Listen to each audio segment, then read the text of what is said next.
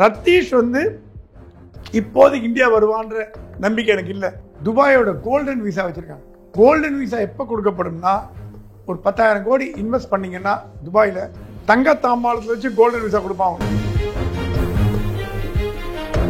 இந்த golden visa இருந்ததுன்னா எந்த கியூவில் நிற்க வேணாம், விமானத்தை விட்டு இறங்கி வெளியில் போயிட்டே இருக்கலாம். High level protocol security. இந்த விசாவை ஆகாஷ், ரித்தீஷ் எல்லாம் எப்போ வாங்கிட்டாங்க. இப்போ இந்த கோல்டன் விசா இருக்கிறதுனால துபாயில் இருக்கலாம், துபாயிலேருந்து லண்டன் போகலாம். ஏன்னா கோல்டன் விசாங்கிறது ப்ரெஸ்டீஜியஸ் விசாங்கிறது. அந்த நீங்கள் அந்த கார்டை ஸ்வைப் பண்ணாலே உங்களை எழுதுன்னு செல்வ எடுப்பாங்க. ஏன்னா அந்த கார்டை வச்சு ரித்தீஷ் அளவுக்கு அதிகமாக பணம் சேர்த்து பணங்களை கிளவராக வெளிநாடுகளில் முதலீடு பண்ணிட்டார். ஒரு ஃபேஸ் ஒரு அப்பார்ட்மெண்ட்டில் சொந்த வீடு ஃப்ளாட் வச்சிருக்காரு. சென்னை திரும்புவார்களான்னு கேட்டீங்க, இப்போ திரும்புறதுக்கு வாய்ப்பு இல்லை.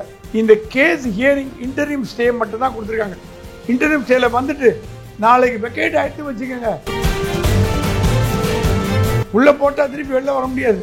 ரித்தேஷ் இவங்க ஆகாஷ் இடம்லாம் வந்து மத்திய அரசாங்கம் தெரியாமல் இருக்கிறாங்களா? கண்டிப்பாக தெரியும். எவ்வளோ பேர் எங்கெங்க பணம் பேங்க் ஏமாத்திட்டு ஒன்றெல்லாம் கண்டுபிடிச்சிருக்கீங்க. ரெட் கார்னர் அலர்ட் போட்டிருக்கீங்க. இவங்க மீது ரெட் கார்னர் அலர்ட் போடப்பட்டதா? எனக்கு தெரிஞ்சு தமிழ்நாடு ஐஏஎஸ் ஐபிஎஸ் அதிகாரிகள் லாபி டெல்லியில் ஸ்டாலினை காப்பாற்றுறதுக்கு வேலையெல்லாம் பண்ணிட்டு வரும். அதிகாரிகள் மனசு வச்சாங்கன்னா என்ன வேணா பண்ண முடியும்னு உங்களுக்கு தெரியும். இல்லாத இருக்குனாக்க இருக்கிறது இல்லைன்னு ஆக்க முடியும். ஏன்னா அமைச்சர்கள் வந்து ஃபுல் டைமாக ஃபைல் பார்க்க போகிறது இல்லை.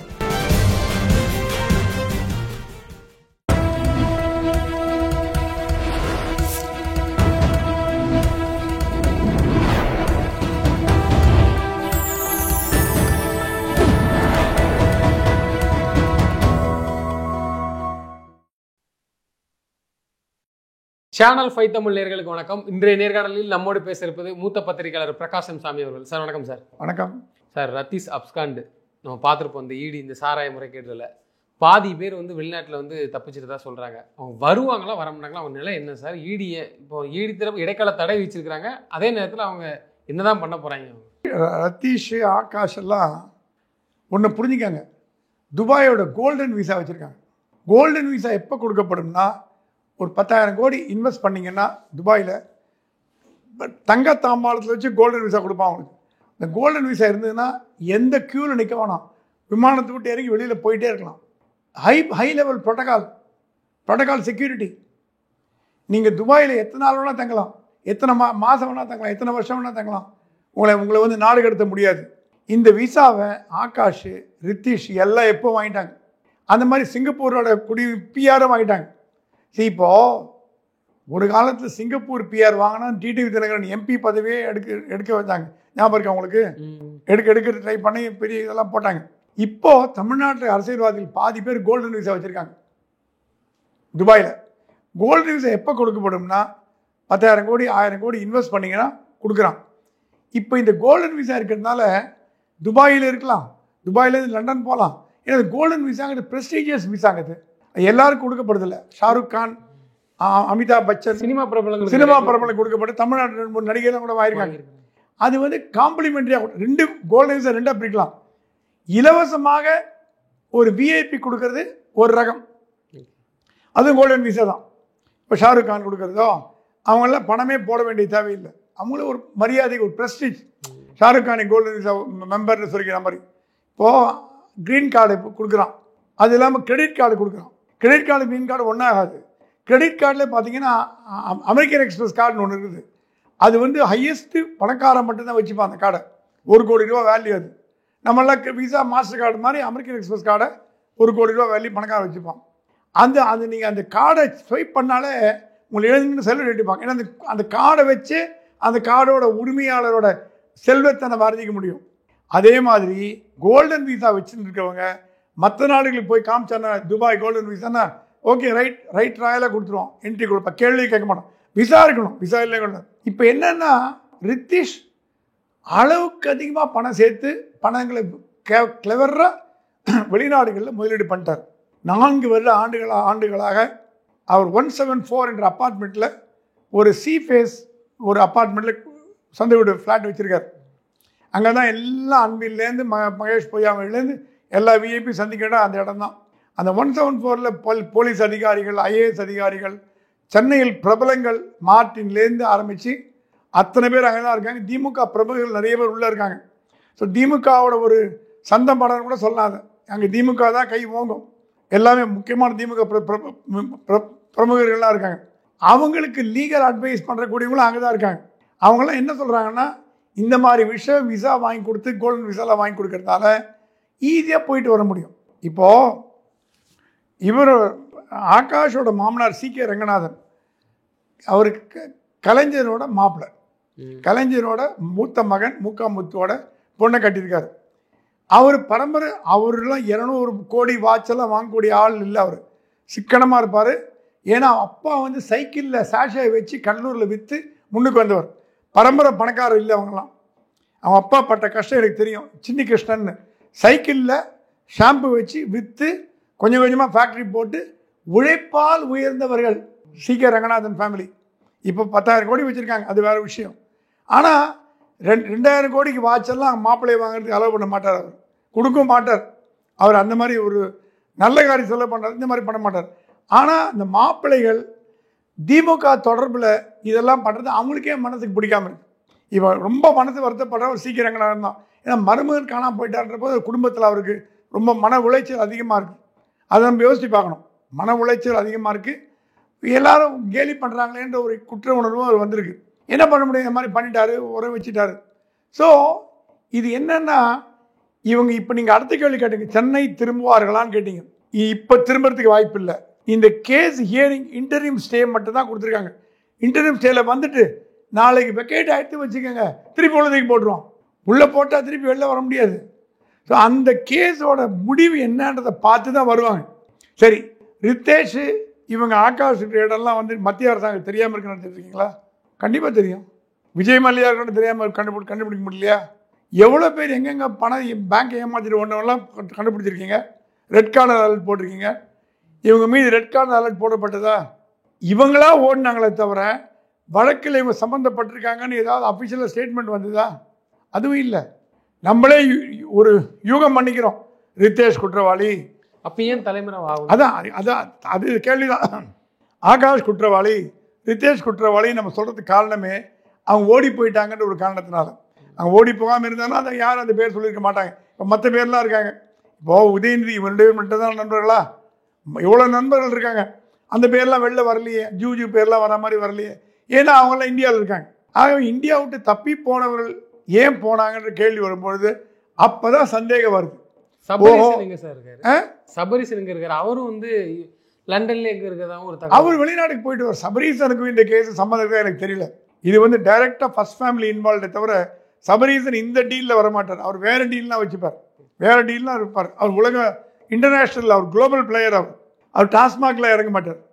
அவர் வந்து ஸ்பேஸ் எக்ஸு, விண்கலம், ஏரோஸ்பேஸ் அந்த லெவலில் போயிட்டார். இப்போ அதனால் அவர் இதில் தலையிட மாட்டார். அவர் டீசெண்டாக அவருக்கும் கட்சிக்கு சம்மந்தம் கிடையாது. அவர் ஒரு தொழிலதிபர், தொழில் பண்ணுறார். அது ஏன்னு கேட்க முடியாது. அப்படி பார்த்தீங்கன்னா அமித்ஷா பையன் கூட தான் தொழில் பண்ணுறான். ஜெய்ஷா மாதத்துக்கு 50,000 கோடி வரைக்கும் சம்பாதிக்கிறார். என்ன பண்ண முடிஞ்சது? கேட்க முடிஞ்சதா? முடியல. ஏன்னா அவரு கட்சிக்கு சம்மந்தம்னு சொல்லிட்டு போவாங்க. மோடி மாதிரி சன்னியாசி பிஜேபியில் யாரும் கிடையாது. மோடி மட்டும்தான் சன்னியாசி. மீதி எல்லாருமே 50,000 கோடி, லட்சம் கோடி, 10 லட்சம் கோடி எல்லாம் வச்சுருக்காங்க. டெல்லி எல்லா மந்திரியும் நல்லா சொட்டு சேர்த்துறாங்க. அதான் சொன்னாங்களாம், பிரைம் மினிஸ்டர் மோடி துபாய்க்கு போன போது காரில் போகும்போது சொன்னாங்களாம், இந்த மோடி இந்த பில்டிங் இந்த அமைச்சருக்கு சொந்தம், இந்த பில்டிங் இந்த அமைச்சருக்கு சொந்தம். எந்த அமைச்சர்? அவரோட அமைச்சர் இருக்கவர். வந்தவொடனே 2 பேர் தூக்கிட்டார். பழைய அமைச்சர் 2 பேர் வீட்டுக்கு அமிச்சாங்க. அந்த 2 அமைச்சர்கள் சீனியர் அமைச்சர் ஏன் வீட்டுக்கு அமிச்சா ரொம்ப டவுட்டாக இருந்தேன் பல பேருக்கு. அப்புறம் தான் தெரிஞ்சது. அங்கே போனபோது சொன்னாங்களா, இந்த அமைச்சர் வாங்கின ஃப்ளாட்டு தான் இதுன்னு வந்து தூக்கிட்டார். மோடி சொன்னாங்க, எவ்வளோ பேர் நான் வீட்டுக்கு அனுப்புவேன், அப்படி தான் கட்சியும் காலியாக போயிடும், எல்லாம் தான் லஞ்சம் வாங்கினேன், எல்லாம் தான் பணம் பண்ணுறான்னு. ஸோ மோடிக்கு இருக்கிற அந்த ஒரு கை சுத்தம் மற்ற யாரும் கிடையாது. So coming back to the point, Sabareesan வந்து வெளிநாடுக்கு போயிருக்கலாம், விவகாரம் பண்ணலாம், அது வேறு விஷயம். இந்த கேஸுக்கும் சபரீசனுக்கு சம்மந்தம் கிடையாது. ஏன்னா இது முழுக்க டாஸ்மாக். ரத்தீஷ் வந்து இப்போதைக்கு இந்தியா வருவான்ற நம்பிக்கை எனக்கு இல்லை. இந்த கேஸோட போக்கை பார்த்துட்டு தான் ரத்தீஷும் அவர் நண்பர்களும் இந்தியாவுக்கு வருவாங்க நான் நம்புறேன். தமிழ்நாட்டில் இருக்கக்கூடிய ஐஏஎஸ் ஆஃபீஸருடைய லாபி வந்து டெல்லியில் எப்படி ஸ்டாலினுக்கு சப்போர்ட் பண்ணுது சார்? ஐஏஎஸ்ங்கிறது ஒரு குடும்பங்க. அது ஐஏஎஸ் ஐபிஎஸ் எல்லாம் ஒருத்தர் விட்டு கொடுக்க மாட்டாங்க. தமிழ்நாட்டில் சீஃப் விஜிலன்ஸ் கமிஷனர்னு ஒருத்தர் இருந்தார், திருப்பாதி கூட ஐஏஎஸ் அதிகாரி தான். அவர்கிட்ட ஐஏஎஸ் அதிகாரிகளை பற்றி புகார், லஞ்ச ஊழல் புகார் வந்தால் கூட ஒரு நடவடிக்கை எடுக்க மாட்டார். எனக்கு தெரிஞ்சு திமுக பீரியடில் ஒரு ஐஏஎஸ் அதிகாரி சீஃப் விஜிலன்ஸ் கமிஷனராக இருந்து 5 வருஷம் யார் மீது எந்த நடவடிக்கை எடுக்காமல் ஓய்வு பெற்றுட்டார். அவர் மீது கமிஷனர் போலீஸ் கம்ப்ளைண்ட்லாம் வந்தது. ஐஏஎஸ் ஐபிஎஸ் ஒருத்தரை விட்டு கொடுக்க மாட்டாங்க.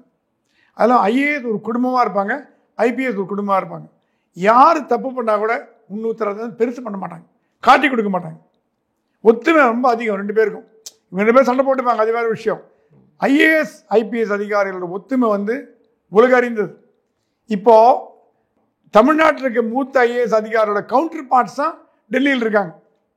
இங்கே இருக்கிற மூத்த ஐபிஎஸ் அதிகாரியோட கவுண்டர் பார்ட்ஸ் தான் என்ஃபோர்ஸ்மெண்ட்டில் இருக்காங்க, சிபிஐயில் இருக்காங்க, ஐபியில் இருக்காங்க. எல்லாம் ஒன்றா படித்தவர்கள், ஒரே பேட்ச். மிசோரியில் ஒன்றா படித்தவங்க, படித்த ஐஏஎஸ் வேறு வேறு மாநிலங்களுக்கு போயிட்டாங்க. இப்போ Tamil Nadu chief secretary Delhi chief secretary கூட பேச முடியும், மகாராஷ்டிரா சீஃப் செக்ரட்டரி பேச முடியும். ஏன்னா ஒரே பேட்ச், கிட்டத்தட்ட ஒரு ஜூனியர் சீனியராக இருக்கலாம். அந்த மாதிரி லாபி நல்ல விஷயத்துக்கும் பயன்படுத்துவாங்க, அவங்க அரசாங்கத்தை காப்பாற்றுறதுக்கும் பயன்படுத்துவாங்க. எனக்கு தெரிஞ்சு தமிழ்நாடு ஐஏஎஸ் ஐபிஎஸ் அதிகாரிகள் லாபி டெல்லியில் ஸ்டாலினை காப்பாற்றுறதுக்கு வேலையெல்லாம் பண்ணிட்டு வருது. அவங்களோட கவுண்டர் பார்ட்டிகிட்டெல்லாம் சொல்லி கொஞ்சம் கண்டுக்காம விடுங்க, கொஞ்சம் ஸ்லோ பண்ணுங்கள், ஸ்லோ டவுன் பண்ணுங்கன்னு சொல்லி.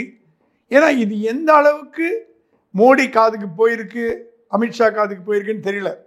ஏன்னா அதிகாரிகள் மனசு வச்சாங்கன்னா என்ன வேணா பண்ண முடியும்னு உங்களுக்கு தெரியும். இல்லாத இருக்குனாக்க இருக்கிறது இல்லைன்னு ஆக்க முடியும். ஏன்னா அமைச்சர்கள் ஃபுல் டைமாக ஃபைல் பார்க்க போகிறதில்ல, அந்த ஃபைலில் என்ன எழுதுறாங்கன்ற பொறுத்து தான் அமைச்சர் முடிவெடுப்பார். அமைச்சருக்கே தெரியாமல் கண்ணில் மிளகா பொடி தூவி சில காரியம் பண்ணாங்கன்னா அது அவங்களோட சாமர்த்தியத்தை காட்டுறது. ஆனால் எனக்கு தெரிஞ்சு ஐஏஎஸ் ஐபிஎஸ் அதிகாரிகள் லாபி டெல்லியில் ரொம்ப ஸ்ட்ராங்காக செயல்படுறது தமிழ்நாடு ஐஏஎஸ் ஐபிஎஸ் அதிகாரிகள் லாபி.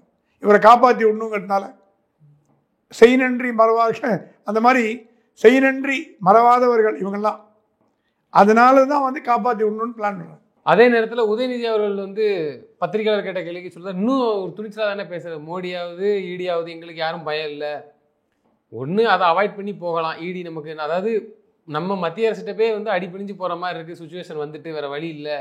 ஆனால் இப்போ இங்கே அவர் தைரியமாக தானே பேசுகிறாரு. அது எப்பவுமே திமுகவில் ஒருத்தர் சரண்டர் ஆனார்னா ஒருத்தர் ஸ்ட்ராங்காக பேசுவார். அது திமுகவோட கல்ச்சர். ஒருத்தர் சமாதானமாக பண்ணார் வச்சுங்க, இன்னொருத்தர் கொஞ்சம் இல்லைன்னு தான் பேசுவார். ஏன்னா ஜனங்களுக்கு அப்போ தான் நம்பி. இப்போ இந்த கேள்வி கேட்டிங்களே, அவர் பேசாமல் இருந்தால் என்ன சொல்லிடுவீங்க, அப்பா அம்மானு சேர்ந்து பண்ணுறான்னா சொல்லிடுவீங்க. இப்படி மகனை நீங்கள் தனியாக பிரிச்சுட்டீங்க. சார் டெக்னிக் தமிழ்நாட்டில் இப்படி பேசணும், அங்கே போய் வேறு மாதிரி பண்ணோம். தமிழ்நாட்டில் மோடியாது ஈடியாது எல்லாம் எனக்கு தெரிவிப்பாங்க, நான் யாரும் விட மாட்டேன், யார் காலில் விட மாட்டேன், நாங்கள் அதிமுக காலில் விழுறதுக்கு அப்படி பேசிடுவீங்க. இதெல்லாம் பப்ளிக் ரிட்டாரிக்னு பேர். பப்ளிக் ரிட்டாரிக் இது பொதுமக்களுக்காக பேசப்படும் சில வார்த்தைகள், ரைமிங்காக வேறு இருக்குது. ஈடி மோடி அப்படின்லாம் ரைமிங்காக இருக்குது. இதை பெருசாக எடுத்துக்க முடியாது. ஏன்னா ஒரு துணை முதலமைச்சர் பேசுகிறாங்கிறது வாஸ்தவம் தான். ஆனால் இதனால் மோடி அஃபெக்ட் ஆவாரா, மோடி வருத்தப்படுவார்னா வருத்தப்பட மாட்டார். ஏன்னா அவருக்கு தெரியும் இதெல்லாம் கண்டுக்காம, இதெல்லாம் அரசியலில், இதெல்லாம் பார்த்தாங்க அரசியலில் வந்திருக்காரு. அவர் பார்க்காத, மோடி பார்க்காத அரசியலாம் எல்லாம் பார்த்து வந்திருக்காரு. ஆனால் இதெல்லாம் தமிழ்நாட்டில் தான் மட்டும் இந்த மாதிரி வேடிக்கை நடக்கும். அப்பா பிஎம் பார்ப்பார், மகன் பிஎம்ஐ திட்டுவார், இந்த மாதிரிலாம் தமிழ்நாட்டில் நடக்கும். ஆனால் இது எல்லாமே ஒரு ஒரு வேடிக்கையாக எடுத்துகிட்டு போனமே தவிர சீரியஸாக எடுத்துகிட்டு போக முடியாது. ஏன்னா அப்படின்னா அப்போ அவங்க அப்பா எதுக்கு போய் பார்த்தாருன்னு அடுத்த கேள்வி கேட்டான்னு என்ன பையன் என்ன பதில் சொல்லுவார்? சரி நீங்கள் மோடியா ஈடியான்றீங்க, உங்கள் அப்பா அந்த ஈடி தானே பார்த்துட்டு வந்தார், அந்த மோடி தானே பார்த்துட்டு வந்தார் அப்படின்னு கேட்டிங்கன்னா அது பயம் இல்லை. பயம் இல்லைன்னா உங்களோட ஜெஸ்டர், பாடி லாங்குவேஜ் எப்படி இருந்தது? பொவ்வியமாக நின்றுட்டு இருந்தீங்க. முதலமைச்சர் பிரதமருக்கு மரியாதை கொடுக்கணும் தான் வாஸ்தவம், தப்பில்லை. மரியாதை கொடுத்தா அதுக்கு கையை தூக்கிட்டு நிற்க முடியாது. சந்திரபாபு எப்படி நின்னாரு, நீங்கள் எப்படி நின்னீங்கன்னு பாருங்கள். ஸோ இதுலேருந்தே தெரியுது யார் வீக்காக இருக்காங்க. ஆகவே இவர் பேசுனதெல்லாம் ஒரு பொது கருத்தாக எடுத்துக்கலாமே தவிர பப்ளிக் கன்சம்ஷன் தவிர இது பெருசாக டெல்லி எடுத்துக்கணும்னு தோணல, மக்களும் பெருசாக எடுத்துப்பாங்கன்னு தோணல. நிச்சயமாக சார், தொடர்ந்து தங்களது கருத்தில் பயந்தமைக்கு நன்றி. நன்றி.